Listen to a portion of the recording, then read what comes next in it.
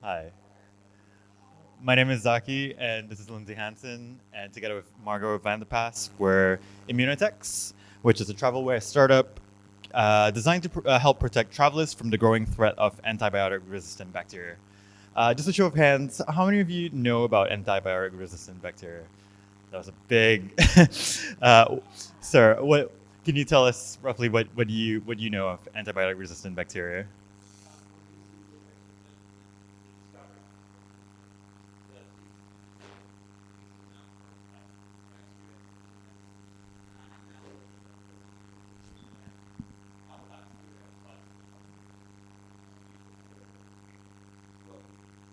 Perfect. That was really, really good. 10 points for you. So this design approach is a speculative concept that merges synthetic biology with design in order to bring public awareness to antibiotic-resistant bacteria. We found a really nice comic for you. Basically, this novel concept aims to approach and tackle this growing issue from a different angle. We're running out of viable, like you said, and effective antibiotic strains to fight against a growing number of resistant bugs, with progress in developing new antibiotic strains being slow and ineffective.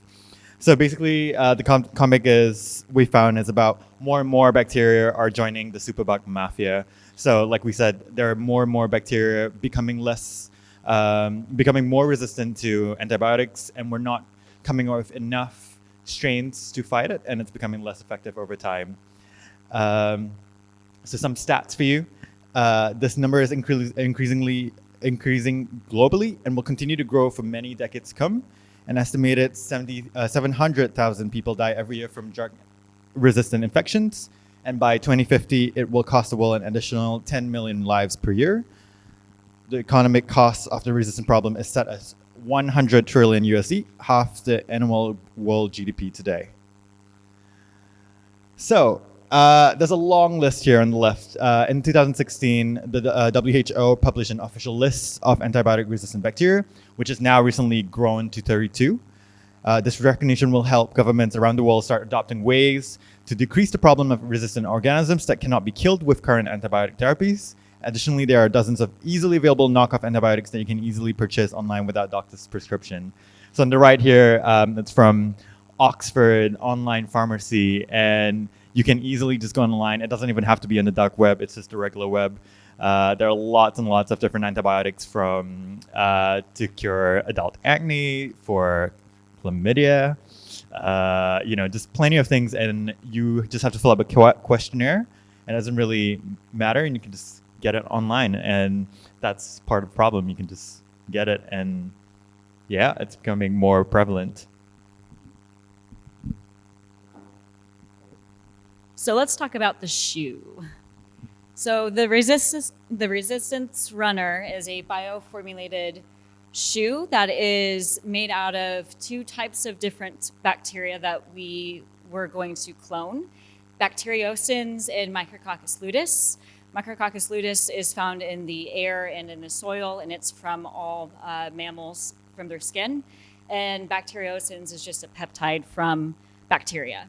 And basically, within our matrix of cloned bacteria, we would want to put this into a nutrient broth cocktail, and we would plug it into the surface of the shoe, the upper of the shoe, and the knitted area of the upper acts as the bacteria scaffold, so that bacteria will be happy and will want to live on and within the area of the surface area of the shoe. As we now know, antibiotic-resistant bacteria have become a serious public health problem, and it is just growing and growing. So we need to find alternative approaches to help decrease our liability and move forward into future healthcare. So travel is a great way to expose and be exposed to unfamiliar strains of bacteria. Each and every one of us has a different immune system. And when we travel, we are exposed to unfamiliar strains, most of them bacteria. And these strains are now becoming more and more resistant to current antibiotics.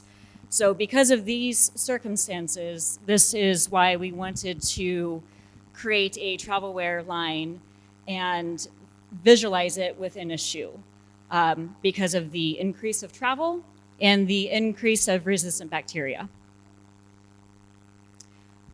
So basically how all of this would work is that we were going to take our biofilm matrix and we're going to plug that into the shoe, and how it would fight against resistant bacteria has to do on the cell size. So another reason why we've chosen Micrococcus luteus and Bacteriocins is because they have a really small cell size to begin with. So normally what's going to happen is that this shoe is just going to block resistant bugs. But there are some resistant strains that are smaller than what we've chosen as our biofilm matrix. So then what's going to happen is that if the resistant bug gets inside the shoe, the good bacteria are going to capture it, and they're going to use their own self-defense system to capture it and enable it to grow and therefore spread and become a resistant bacteria. So we don't really want to use a normal knitwear fabric. What we would like to do is to take a marine sponge and turn that into a synthetic fiber. We would like to use a marine sponge because it has properties such as being antiviral, fungal, and bacterial. We would like to create a fiber and then make a yarn out of this fiber, and then with that yarn, create a knitted upper for the shoe. And that knitted upper would be the scaffold on which the bacteria would be happily living, and we want really happy bacteria so they will be able to fight off the resistant mafia. And so basically, because we want to merge living materials with non-living materials, we need a way to feed the living materials.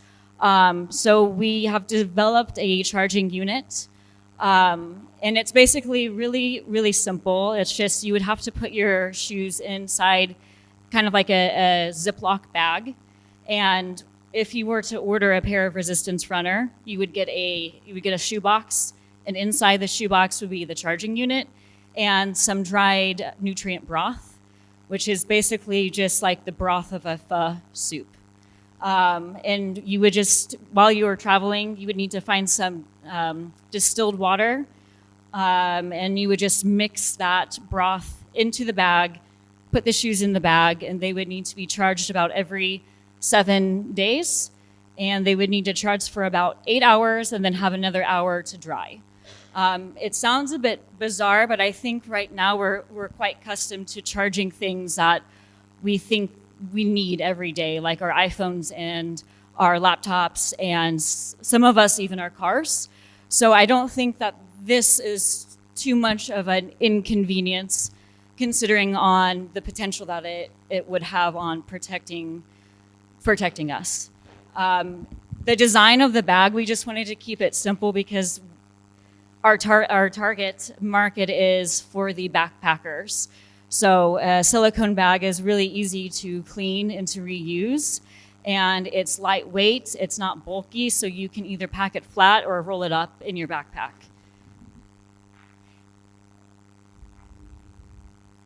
And we would like to push this further rather than just only creating a shoe. We would like to also include jackets, tops, and trousers.